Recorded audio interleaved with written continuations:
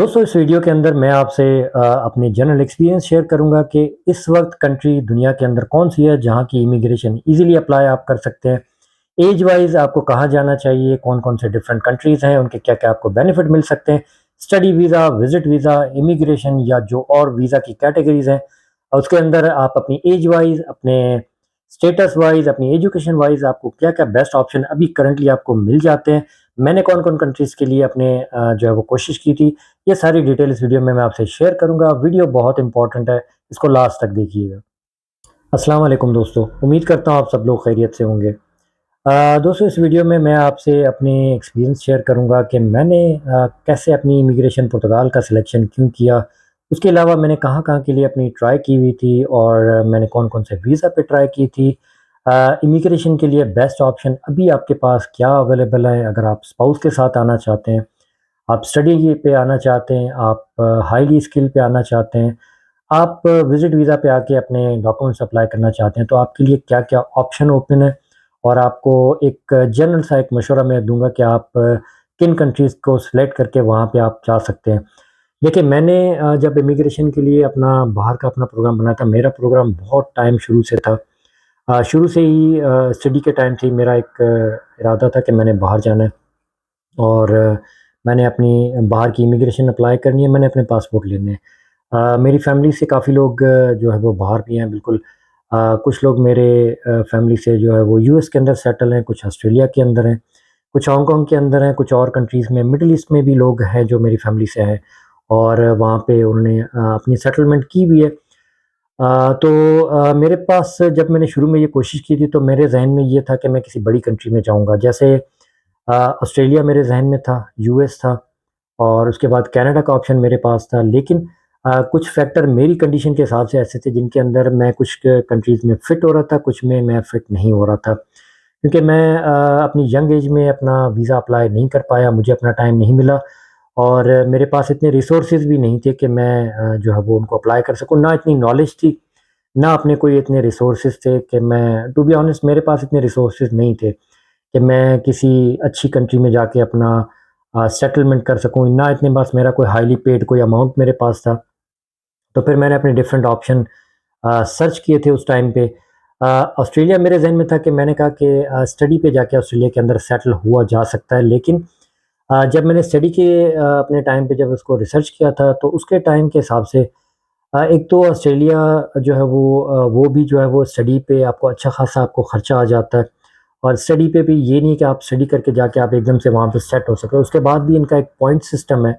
Australia के अंदर, mostly countries के अंदर, कनाडा के अंदर, बाकी कंट्रीज़ के अंदर एक इमिग्रेशन का एक पॉइंट सिस्टम चलता है। अगर आप उसके अंदर पूरे आते हैं तो फिर आपको इनकी पीआर भी डायरेक्टली आपको मिल जाती है। तो ऑस्ट्रेलिया के पीआर जो पीआर के लिए आपको स्टडी वीज़ा उस टाइम पे एक अच्छा ऑप्शन था। लेकिन उसकी फ़ीस जो कोर्सेज़ मेरी फ़ील्ड से रिलेटेड थे उसके अंदर फ़ीस बहुत ज़्यादा थी। उस टाइम पे भी तकरीबन आई थिंक 20-25 हज़ार ऑस्ट्रेलियन डॉलर के करीब उनकी फ़ीस थी। जो लाज़मी है मेरे पास उस टाइम पे इसको अफ़ोर्ड करना मेरे लिए नहीं था। लोगों के लिए ऑप्शन दिया था कि आप वहाँ पे जाके पार्ट टाइम वर्क करके अपना सारा सिस्टम बना सकते हैं, कर सकते हैं, अर्निंग अच्छी है। लेकिन मेरे नसीब में शायद नहीं था तो मैं नहीं जा सका। उसके अलावा बाकी जो बड़े कंट्रीज़ है, यूएस है, बाकी जो है उनके अंदर मैंने ट्राई नहीं किया था। उनका वीज़ा अपने कंट्री से मिलना, फ्रेश पासपोर्ट पे मिलना इतना आसान नहीं होता। वो आपकी अच्छी खासी इंक्वायरी करते हैं तो उसके लिए फिर मैंने इन कंट्रीज़ को भी स्किप किया था। उसके बाद कैनेडियन जो है वो जो है कैनेडियन एंट्री जो है वो उसके लिए मैंने अप्लाई किया था। कैनेडियन एक इमिग्रेशन का सिस्टम होता है, वो भी एक पॉइंट बेस्ड सिस्टम होता है जिसके अंदर आप जो है वो इनके एक फेडरल सिस्टम होता है, एक आपका इनका प्रोविंशियल सिस्टम होता है, उसके अंदर भी आप जो है वो अप्लाई कर सकते हैं। कैनेडियन पॉइंट सिस्टम होता है, कुछ इनके सूबे अलग से होते हैं जो आपको पॉइंट के हिसाब से आपके पॉइंट बनते हैं उनके। एक्सप्रेस एंट्री इसका बेसिकली इसका नाम है। जो मैं सोचने की कोशिश करता एक्सप्रेस एंट्री के अंदर मैंने ट्राई किया था, प्रोविज़नल और फेडरल के अंदर मैंने अप्लाई किया था। तो एक तो मेरी एज उस टाइम पे काफ़ी हो गई थी, एज मेरी तकरीबन 35-36 प्लस हो गई थी। तो उसके बाद मेरे एज के पॉइंट कम हो रहे थे, उसके बाद मेरे स्पाउस के पॉइंट थोड़े से कम हो रहे थे। आइल्स मेरे पास नहीं था उस टाइम पे। इन कंट्रीज़ में जाने के लिए आपको आइल्स बहुत रिक्वायरमेंट होती है, आपको अच्छे खासे बैंड चाहिए होते हैं। चाहे आप ऑस्ट्रेलिया के अंदर स्टडी वीज़ा पे जाएँ या कैनेडियन एक्सप्रेस एंट्री के अंदर जाएँ। लेकिन अगर आप यंग हैं, आपके पास इतना अमाउंट है कि आप कर सकते हैं, तो ऑस्ट्रेलिया आप जा सकते हैं। ऑस्ट्रेलिया इतनी आसानी से आपको पेपर नहीं देता, मैं आपको पहले से बता दूँ। मुश्किल प्रोसेस होता है बड़ा इनका, ये नहीं कि आपने वहाँ स्टडी कर ली तो फिर आपको पेपर ईज़िली मिल जाते हैं। ये हाईली डेवलप्ड कंट्रीज़ हैं, इनके पास अच्छी खासी इनकी पेमेंट कमाई होती है लोगों की, तो इतनी आसानी से ये अपनी इमिग्रेशन भी लोगों को नहीं देते। कनाडा, अगर आप यंग एज हैं, आपका आईएलटीएस स्कोर अच्छा है, आपके पास अपने स्पाउस के पॉइंट्स हैं, तो आप अपने एक्सप्रेस एंट्री की इनकी वेबसाइट पे जाएँ, खुद अपना बैठ के अपने घर से, अपने फ़ोन से, अपने लैपटॉप से एक्सप्रेस एंट्री के अंदर जाके अपना एक फॉर्म होता है सिंपल, वो फॉर्म फिल करें और अपने पॉइंट्स देख लें कि आप उनके एलिजिबल हो रहे हैं या नहीं हो रहे हैं। और इनका तकरीबन वीकली, मंथली इनका जो है वो एक ड्रॉ होता है, जिसके अंदर फिर ये अपना पॉइंट बेस सिस्टम पे लोगों को डायरेक्ट पीआर भी जो है वो देते हैं। अगर आप वो जाके देख सकते हैं कि लास्ट आपको कब जो कितने पॉइंट पे लास्ट वीक में या लास्ट मंथ पे कितने पॉइंट पे जो है इन्होंने प्रोविजनल के अंदर या जो है वो इन्होंने फेडरल के अंदर किस पॉइंट पे इन्होंने जो है वो पीआर लोगों को दी है। अगर आपके पॉइंट उसके हिसाब से पूरे कंप्लीट बन रहे हैं, थोड़ी सी कमी पेशी है और आपके पॉइंट बन जाते हैं, तो आप सबसे बेस्ट ऑप्शन है कि कनाडा के लिए आप अप्लाई करें। लेकिन मैं आपको ये न्यूज़ भी बता दूं कि लोग कनाडा छोड़ के भी यूरोप के अंदर आ रहे हैं। मुझे नहीं पता ग्राउंड रियलिटीज़ क्या है कनाडा के अंदर, लेकिन कनाडा में अच्छा खासा लोग अर्न करते हैं, ऑप्शन ज़्यादा हैं, बहुत बड़ा कंट्री है। इमिग्रेशन इनकी इतनी आसान नहीं है, कोई इतना इनको बॉर्डर नहीं लगता कि जो है वो लोग वहाँ पे डायरेक्ट इलीगल चले जाए। लोग जाते हैं वहाँ पे भी लीगल, मैक्सिको के थ्रू, यूएस के थ्रू आगे चल के कनाडा की तरफ भी लोग चले जाते हैं, लेकिन इतना आसानी से जैसे यूरोप के अंदर लोग आते हैं, ट्रैवल करते हैं, इतना आसानी से वहाँ नहीं जा सकते। और कनाडा का विज़िट वीज़ा या बाकी वीज़ा भी बहुत मुश्किल से मिलता है, आपको इतना आसानी से नहीं मिलता है। इस पे जाके आप इतना आसानी से सेट भी नहीं हो सकते। लेकिन एक्सप्रेस एंट्री एक आपके पास ऑप्शन है, अगर आप यंग हैं, हाइली एजुकेटेड है, आप सबसे पहले ऑस्ट्रेलिया, कनाडा आप इनके लिए ट्राई करें। उसके अलावा पीएचडी के ऑप्शन आपके पास मौजूद हैं, आप पीएचडी में डायरेक्ट अपनी एडमिशन ले सकते हैं। पीएचडी भी हाईली स्किल हाईली एजुकेशन आपकी हो जाएगी, उस पे भी आप आगे चल के इनके पॉइंट सिस्टम के अंदर सेटल हो सकते हैं। उसके अलावा मिडल ईस्ट देखें, मिडल ईस्ट के अंदर मैं सऊदी अरब के अंदर रहा हूँ, दुबई का भी मैं आपको बता देता हूँ। बाकी जो मिडल ईस्ट की कंट्री है, चाहे कतर हो गया, चाहे ओमान हो गया, बहरीन हो गया, सऊदी अरब हो गया, दुबई हो गया, या जितने भी मिडल ईस्ट के और कंट्रीज़ आते हैं, वहाँ चाहे आप अपने 10 साल लगा लें, 15 साल लगा लें। मैं ऐसे लोगों को जानता हूँ, मेरे एक दोस्त है वो तकरीबन 40 साल से वहाँ पे हैं। उनके वालिद साहब वहाँ पे गए थे, उनके बाद वो गए, उनकी पैदाइश वहाँ की है। सऊदी अरब के अंदर वो मौजूद हैं, लेकिन उनको आज तक नेशनलिटी नहीं मिली। वही अकामा सिस्टम है, वही चलता है और वही जो है वो उसको रिन्यू करवाते हैं और दोबारा वही सिस्टम चल रहा होता है।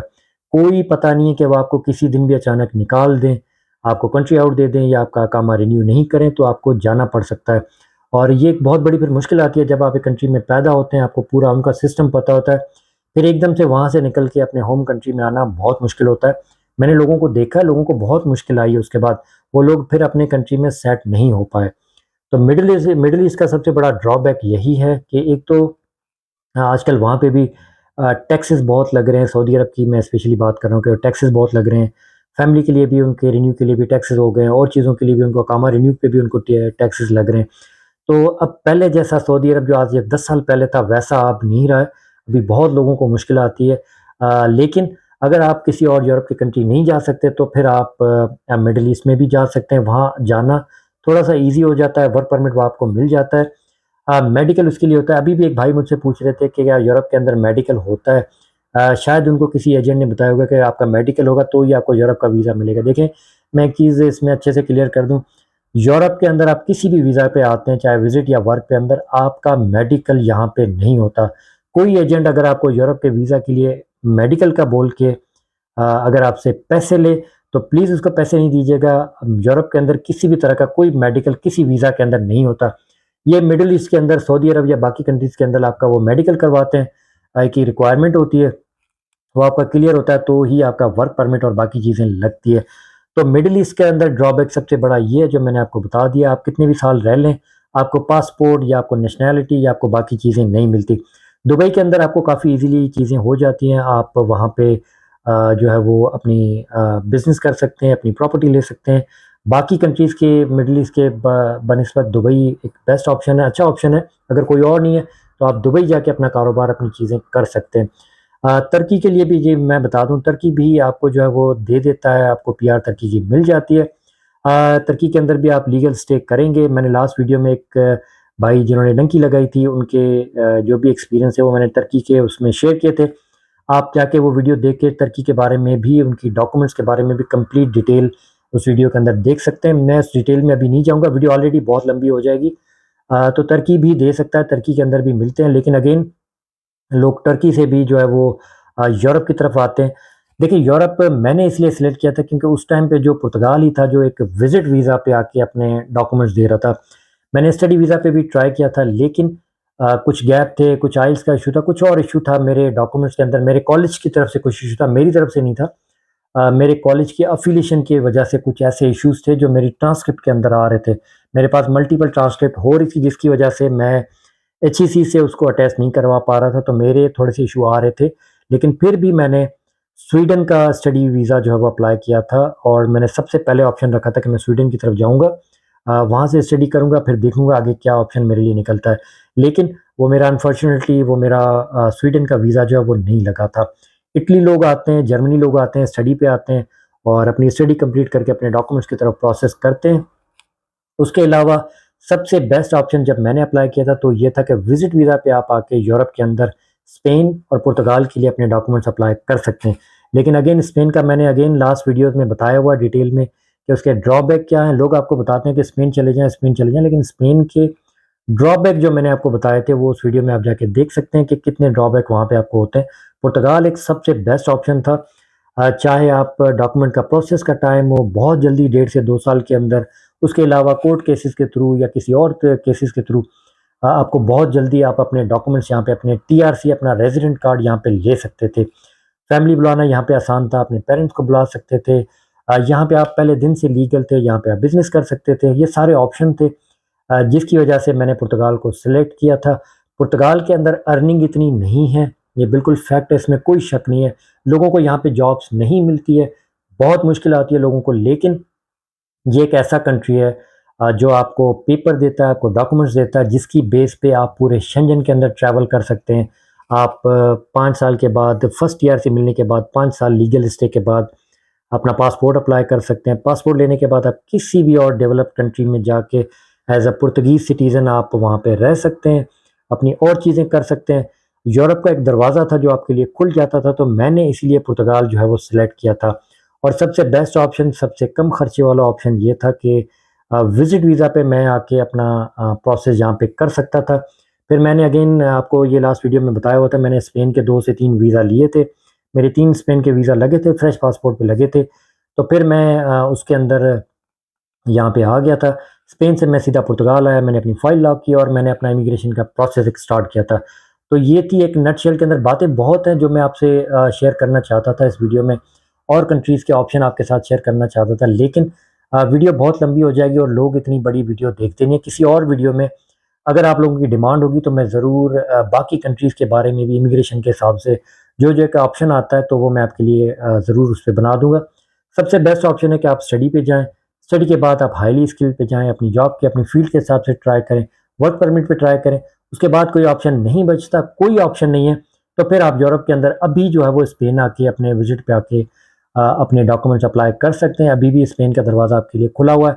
उसके अंदर आपको टाइम ज़रूर लगेगा, लेकिन आपको अपने पेपर मिल सकते हैं। यही एक ऑप्शन है। जब तक पुर्तगाल अपने फ़ाइल लॉक के और बाकी पेपर ओपन नहीं करता, तब तक के लिए आपके पास स्पेन एक बेस्ट ऑप्शन है यहाँ पे अभी के हिसाब से। अब पर्सनली मैं पुर्तगाल को ही ज़्यादा प्रेफ़र करता हूँ, लेकिन यहाँ के पेपर अभी बंद हैं, तो आप अभी स्पेन जा सकते हैं। आप किसी और कंट्री शेंजन में जाके अपना काम कर सकते हैं, अपनी अर्निंग कर सकते हैं, अच्छे खासे पैसे कमा सकते हैं, जब तक पुर्तगाल के लिए आपका कोई और जो है वो फ़ाइल का पेपर ओपन होते हैं या कोई और आपके लिए ऑप्शन ओपन होता है। वीडियो बहुत लंबी हो गई है, वीडियो को मैं यहीं पे एंड करता हूँ। उसके अलावा अगर आपका कोई भी सवाल हो इमिग्रेशन के हवाले से, किसी और कंट्री के हवाले से, मुझे जो एक्सपीरियंस होगा, मुझे जो इन्फॉर्मेशन होगी, मैं आपसे क्लियर वो जो है वो बिल्कुल ऑनेस्टली उस चीज़ को आपसे शेयर कर दूँगा। फिर भी कोई सवाल हो तो आप नीचे कमेंट करें, मुझसे पूछें, मैं आपको ज़रूर उसमें गाइड कर दूँगा। अपनी ख़ास दुआओं में याद रखें, आपसे मिलते हैं नेक्स्ट वीडियो में।